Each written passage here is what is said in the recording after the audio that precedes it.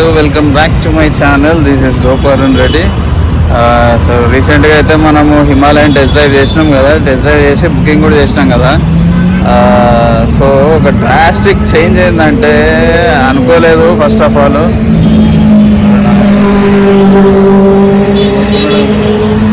Drastic change ఏమైందంటే అనుకోకుండా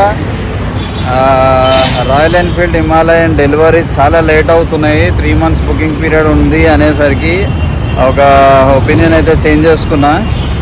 ఇంకో సెకండ్ ఒపీనియన్కి వెళ్తున్నా అనమాట. అదేంటిదంటే ఎస్డి అడ్వెంచర్ తీసుకుందామని ఫిక్స్ అయిపోయినా అనమాట. SD adventure same day delivery ఇస్తున్నారు మనకి. నేను ఇప్పుడు ప్రస్తుతానికైతే సడన్గా జస్ట్ ఎంక్వైరీ చేద్దామని వచ్చిన ఎస్డి షోరూమ్కి. ఎప్పుడు డెలివరీ పీరియడ్ ఎంత ఉంది, ప్లస్ ఎన్ని డేస్ పడుతుంది బుకింగ్కి అని చెప్పేసి నేను ఎంక్వైరీ చేద్దామని వచ్చినా, కానీ వాళ్ళు సార్ సేమ్ డే ఇప్పుడే ఇచ్చేస్తాం మీకు ఓకే అంటే అన్నారనమాట.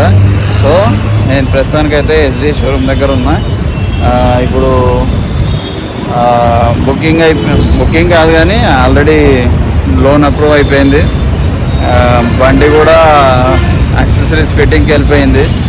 సో ఇంకా సేపట్లో మనకి డెలివరీ కూడా ఉంది. ప్రాసెస్ అంతా కంప్లీట్ చేయించేసిన అనమాట.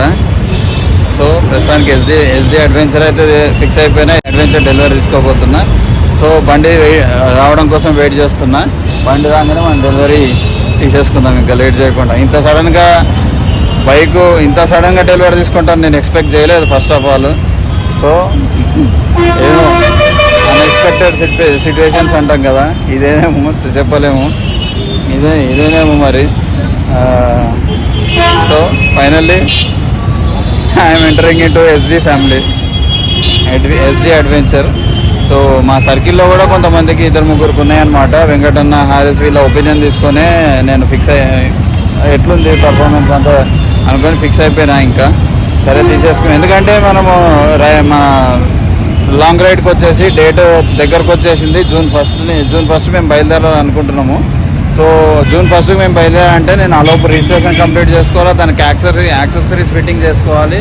సో వాటికి చాలా టైం పడుతుంది కాబట్టి కొంచెం కొన్ని అవైలబుల్ ఉండవు యాక్సెసరీస్. సో అవన్నీ చూసుకొని కూడా మనము అన్ని ఫిట్టింగ్స్ చేయించుకోవాలి కాబట్టి. సో నేనైతే ఇంకా తీసేసుకుందామని ఫిక్స్ అయినా.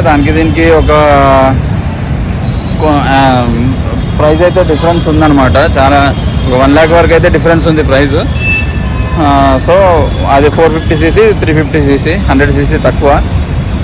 సో ఇంకా ఫిక్స్ అయిపోయినా, ఇంకా తీసేసుకుందామని. కాసేపట్లో మనకి సర్వీస్ సెంటర్కి వెళ్ళింది యాక్సెసరీస్ ఫిట్టింగ్ కోసము.